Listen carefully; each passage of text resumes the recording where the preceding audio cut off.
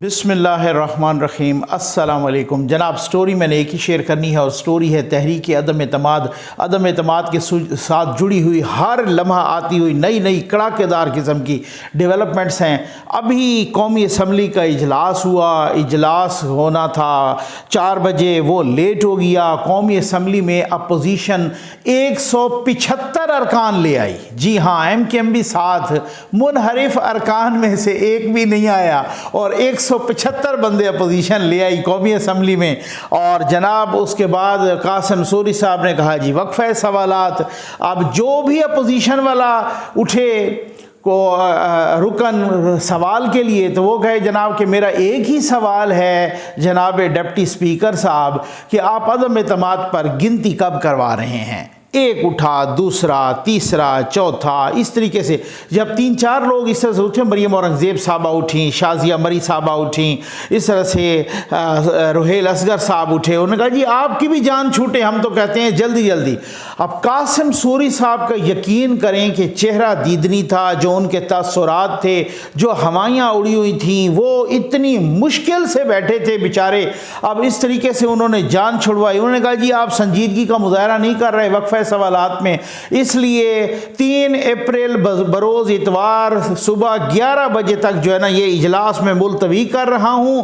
और वो उसके बाद अपोजिशन ने तो धरना दे दिया, वो तो एहतजाज शुरू हो गया। वहीं असम्बली फ्लोर पे धरना, भाई 175 लोग मौजूद थे, गिनती नहीं हो रही, गिनती नहीं करवा रहे। तो आज जब प्राइम मिनिस्टर साहब जब आपके खिलाफ असम्बली में 175 लोग आ गए हैं तो सर उसके बाद कोई गुंजाइश बाकी है? किसी किस्म की कोई गुंजाइश नहीं है। सिर्फ एक जिद है, एक अना है, एक रोना धोना है, एक पता नहीं एक इंतशार की सी कैफियत फैलाने के चक्कर में है।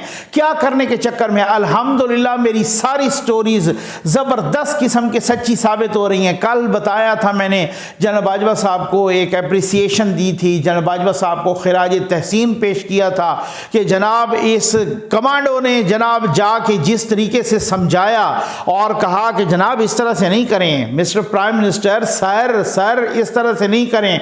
आज वही जफर नकवी की उस खबर की तस्दीक हो गई। आज तो बड़े बड़े सहाफ़ी भी ट्वीट कर रहे हैं, सारे लोग अब ये बता रहे हैं कि कल पक्का प्रोग्राम था। मुस्तरद ज़राए ये बता रहे हैं कल पक्का ये प्रोग्राम था। इस नाचीज ने, आपके भाई ने आपको कल ही बता दिया था। अभी मुलाकात हुई उसके एक आधे घंटे बाद मैंने बता दिया था कि हुआ क्या। असल में प्राइम मिनिस्टर साहब इमरजेंसी डिक्लेयर करना चाह रहे थे स्पीच में।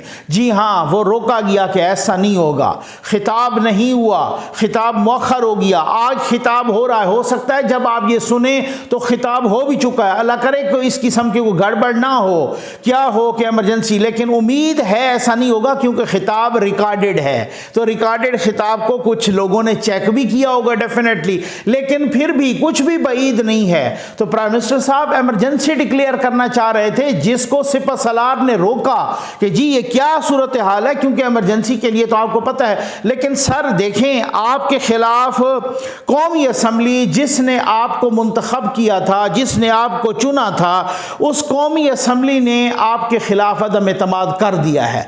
आज आपके खिलाफ अपोजिशन बेंचेस पर जब 175 लोग मौजूद थे तो बस खत्म हो गई, बहुत गल ही मुक गई, ठीक है ना। कल कुछ लोगों ने, मुझे दोस्तों ने कहा जी जफर भाई आपने ये क्या किया, नकवी साहब आप जरा नाम बताते हैं। भाई थोड़ा सा जरा हौसला रखा करें, इत्मीनान रखा करें। आपको पहले भी बताया है, आप कमेंट्स में ऐसी बातें ना लिखा करें। मैं कमेंट्स, मुझे मजबूर ना करें, मैं कमेंट्स बंद कर दूंगा। आप मुझे ये कह रहे हैं कि जनाब आप नाम बताएं। कल मैंने कहा है कि 2 लोगों ने इस तरीके से कोई कुछ रोल गलत नेगेटिव अदा किया, तो जनाब उधर भी, वहाँ पर भी उनके बड़े ने उनको भी शटअप कॉल दी। और मैंने इशारतन भी कहा कि एक तो वही साहब हैं जिनका तस्करा होता है और दूसरे साहब हैं वो पीरी मुरीदी वाले। और फिर उसके बाद ये भी है कि उनको सिर्फ शटअप कॉल भी मिली। और दूसरी बात ये भी हुआ, सूरत हाल ये भी हुई कि फिर उसके बाद जब ये रिजीम चेंज होगा तो उनके लिए मुश्किल हालात भी ज़रूर हैं। फिर हम हम लिखेंगे वतइज़्ज़ु मन तशा वतज़िल्लु मन तशा, इससे ज़्यादा मैं क्या बताऊँ आपको। आप ऐसे ही मतलब फंसाते हैं दूसरों को और इस तरीके से हम आप तक खबरें पहुँचाते हैं और आप जो है ना, खैर छोड़ दीजिए, वो टॉपिक तब्दील हो जाएगा। बात यह है कि कल जिस तरीके से अवॉइड किया जनरल बाजवा साहब ने और जनरल नदीम अंजुम साहब ने, फिर उसके बाद कहा कि अच्छा मैं इमरजेंसी तो नहीं लगाता, लेकिन आप मेरे लिए जाके फिर आप उनसे कहें कि वो अदम एतमाद को वापस लें और मैं फौरी इलेक्शन कराता हूं। अदम एतमाद को वापस लें। एक ऐसी मैं आपको बम्बास्टिक न्यूज़ दे रहा हूं, कल की बता चुका हूं कि अदम एतमाद को आप उनसे वापस करवाएं और आप एक फैसिलिटेटर, उन्होंने कहा जी करवाएं वाली बात नहीं हो सकती, आप प्राइम मिनिस्टर हैं, हमारे बॉस हैं, आप जो है ना जिस तरह से कह रहे हैं हम आपका पैगाम लेके जा रहे हैं, किसी इंतशार को टालने के लिए सालसी कराने के लिए तैयार हैं। जब मैंने लेट नाइट और फिर सुबह कुछ लोगों से मैंने रब्ता किया और मैंने कहा यार ये क्या चक्कर है, ये अगर अपोजिशन वापस आती है तो इनको अपने वोटर सपोर्टर छोड़ेंगे। तो उन्होंने कहा कि जी ये एक मैसेज था जो कि कन्वे कर दिया गया। तो फिर मेरा दूसरा सवाल था कि क्या प्रेशराइज किसी ने नहीं किया? उन्होंने कहा जी नहीं, अब तक नहीं किया। तो मैंने कहा क्या ऐसा भी नहीं है कि जो इत्तेहादी आए हैं नए नए MKM या उसे, उनको भी प्रेशराइज नहीं किया जाएगा या कोई इशारा नहीं किया जाएगा कि वो वापस? नहीं जी, हमें नहीं लग रहा कि अभी तक कोई ऐसी सूरत हाल है। नेक नियति के साथ एक पैगाम पहुंचाया गया और उन्होंने नहीं माना। उन्होंने कहा सर नहीं, हम जो है ना आप इस तरह से सेफ एग्जिट हम नहीं दे सकते, ना कोई फेस सेविंग दे सकते हैं, ना कुछ इस तरह से कर सकते हैं, और अलबत्ता ये ज़रूर कर सकते हैं कि आप ऑनरेबल एग्जिट ले लें। अभी भी बिलावल साहब ने कहा है और वो इस्तीफ़ा दे दें। अब उसके बाद क्या है कि जी आप उनसे अदम एतमाद वापस कराएं, मैं फौरी तौर पे इलेक्शन डिक्लेयर करता हूं। इसमें बात यह है कि अपोजिशन कह रही है कि जब हम आएंगे अदम एतमाद के बाद और जो हुकूमत बनेगी, उस हुकूमत ने वो EVM और वो वगैरह कुछ और बिल स्टेट बैंक के और इस तरह से जो धांधली से और जो लाए गए थे उनके ज़रिए, जो ज़ोर ज़बरदस्ती अरकान नहीं आना चाहते थे उनके ज़रिए वो बिल पास करवाए गए, तो उन बिलों को का ख़ात्मा करना है। अपोजिशन ये ऐलान कर चुकी है, बहुत सारी और इलेक्शन की इस्लाहात करनी है, और जब फौरी तौर पर इलेक्शन हो तो वो तो वैसे के वैसे रह जाएंगे, वो तो इस्लाहात भी नहीं होंगी। तो इसमें मसला है बहुत सारा। तो अब अपोजिशन कह रही है अब, लेकिन मैं फिर भी मैं कहता हूं कि उस पर कितना टाइम लगता है? उस पे टोटल 1 हफ्ता भी नहीं लगेगा, 2 दिन भी नहीं लगेंगे। असेंबली का इजलास जारी है, इसी इजलास को प्रोलॉन्ग कर दें, वो तो कोई वो ना करें, और बैठ के एक साथ प्रेस कॉन्फ्रेंस। ये मेरी एक असेसमेंट है, ये कोई अपोजिशन की बात नहीं है। अपोजिशन ने ऑल टुगेदर रिजेक्ट कर दी है वो तजवीज़।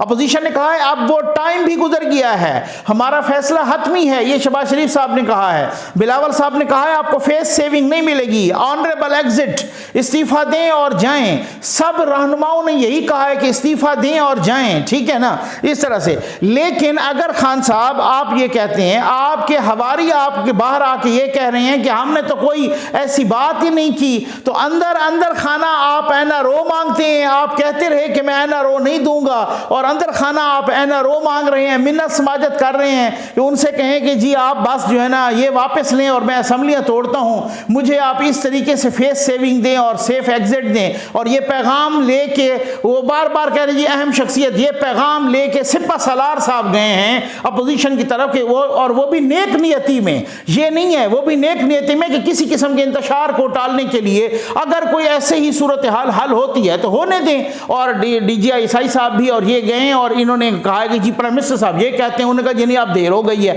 अब हम ऐसा नहीं करना चाह रहे, और अब जो है ना वो फेस करेंगे अदम एतमाद को। अभी भी इतवार के दिन तक क्यों कि इसी तरीके से कोई गिट्टे गोडे पकड़ के कोई अच्छा अब अगर आप इमरजेंसी लगा दें तो वो इमरजेंसी कब तक रहेगी? अब एक लिमिट है ना सर, उसके बाद क्या होगा? उसके बाद भी तो यही सूरत हाल है। तो मेरा ख्याल है उस लिमिट तक नहीं जाना चाहिए। और पहले कहा कि जी जलसे करने हैं, आप देखें कि ये आ जाएंगे, फिर वो रियासत मदीना को कैश करवाया कि इस्लामोफोबिया को पता नहीं क्या क्या किया, ये वो करवाएंगे, फिर उसके बाद उन्होंने OIC को करवाया, फिर उसके बाद उन्होंने कहा मैं तुर्क अरब का पत्ता खेलूंगा और फिर ये करूंगा। फिर उसके बाद कहा कि जी ये खत आ गया है, और खत कह रहे हैं कि आया है 7 मार्च को, 8 को इन्होंने, और जाहिर है वो बार बार कह रहे हैं हर किसी को आया तो इशारा तो उनका अमेरिका की तरफ है। और आपने 7 तारीख को आपको खत आया कि जो आपको आपका खत आपके सफीर का लिखा हुआ था, किसी अमेरिकन ने नहीं लिखा, उन्होंने पोजीशन क्लियर कर दी है। लेकिन अगर आपका शक है कि सफीर को उन्होंने इस तरह की बात की होगी,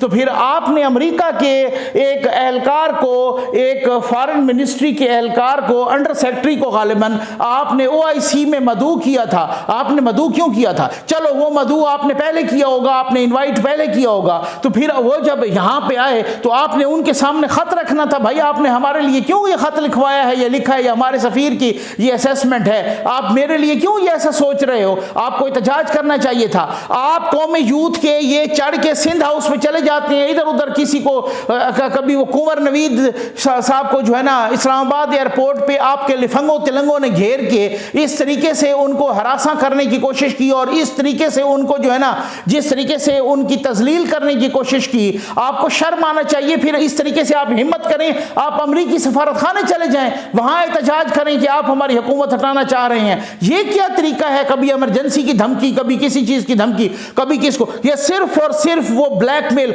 अब इन्होंने नेशनल सिक्योरिटी कमेटी का इजलास बुलाया है कि हम खत उधर रखेंगे। प्राइम मिनिस्टर साहब उस इजलास में जा नहीं रहे, उस इजलास में शाह महमूद कुरैशी साहब उस इजलास में ब्रीफिंग देंगे। इतनी अहम मीटिंग और खत पे खत वहां डिस्कस होना है, उस इजलास में प्राइम मिनिस्टर साहब नहीं जा रहे। अब आप अंदाजा तो कीजिए, ये सूरत हाल है, ये आपके हालात हैं। 175 उन्होंने पूरे किए हैं, और जनाब वो उसके बाद जो है ना ये अब तक की जो लेटेस्ट है बिल्कुल ना हो गया है। अब प्राइम मिनिस्टर साहब इमरजेंसी लगाएं, या प्राइम मिनिस्टर साहब धमकियां दें, या प्राइम मिनिस्टर साहब अगर हिम्मत हो तो किसी को टर्मिनेट करें, फिर उसके कॉन्सिक्वेंसेस भी देखें, या प्राइम मिनिस्टर साहब हिम्मत हो तो किसी को नए को अपॉइंटमेंट करें और उसके भी देखें। तो ये सारी सूरत हाल है सर, वो पूरी के पूरा अखलाकी, कानूनी, आईनी जवाब खत्म हो गया।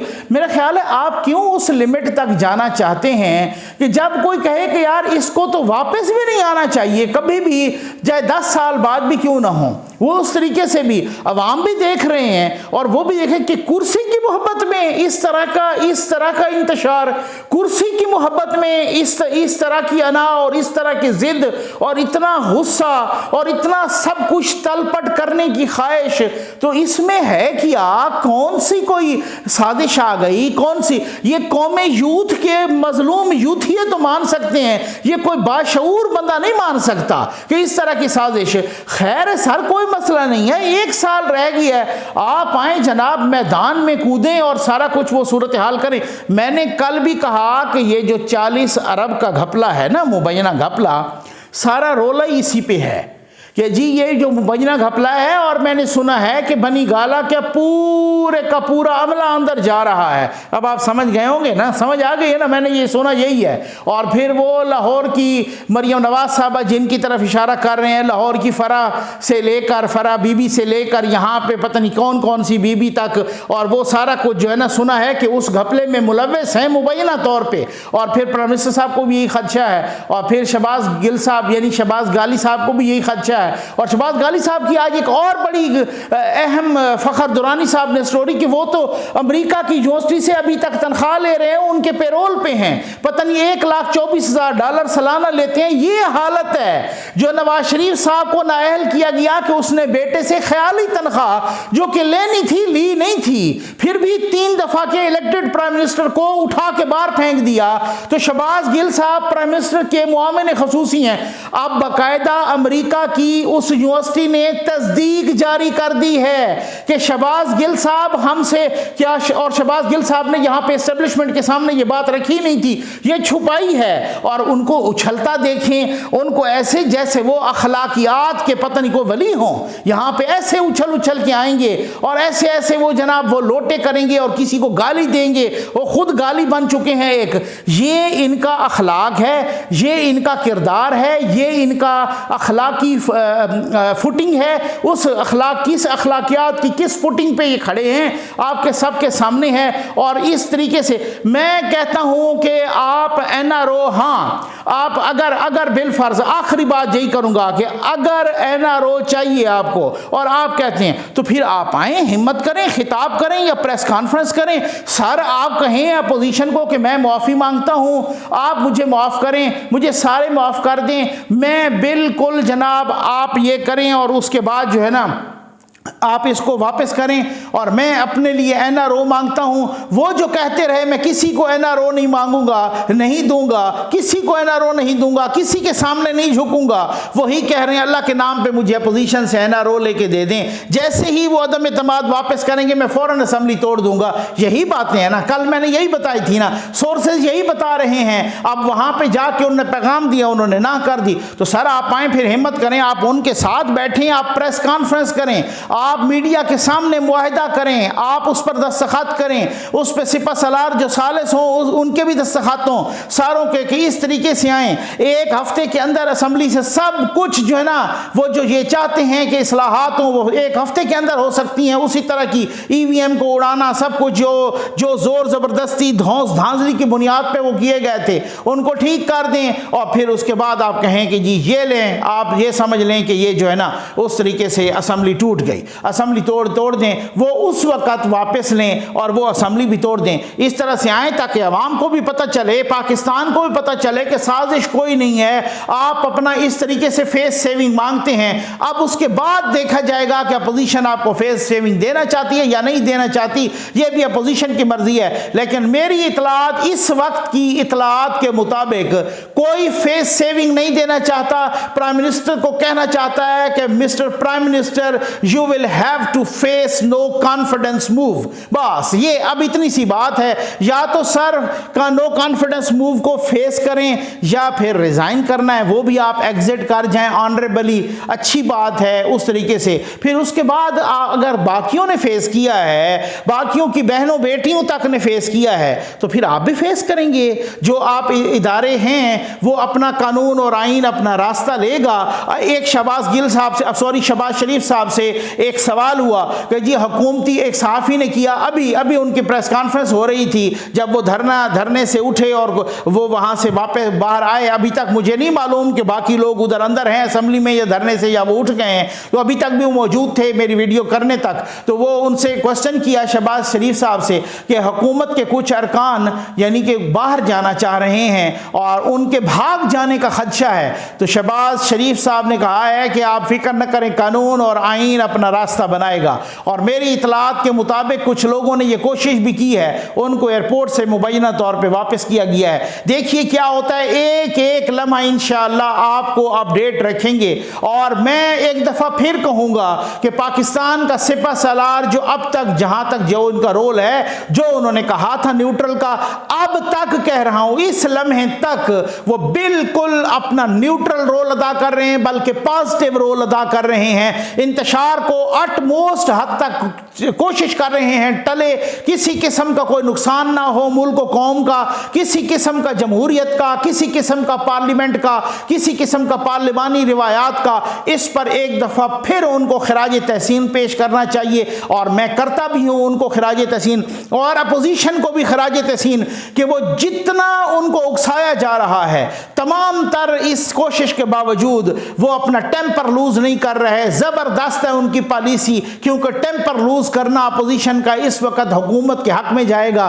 तो इस वजह से ये सूरत हाल है जनाब, और ये आपके सामने हम रखिए। 175 लोग आज असम्बली के फ्लोर पर थे, लेकिन गिनती से भाग गए हैं डिप्टी स्पीकर, और वो डिप्टी स्पीकर के जो खुद हुक्म इम्तना पे हैं, जो खुद स्टे ऑर्डर पे चल रहे हैं, स्टे ऑर्डर वाले डिप्टी स्पीकर ने माशाअल्लाह इजलास मुलतवी कर दिया 13 मिनट के अंदर अंदर। उम्मीद है आपको वीडियो पसंद आई होगी। आपका बहुत बहुत शुक्रिया।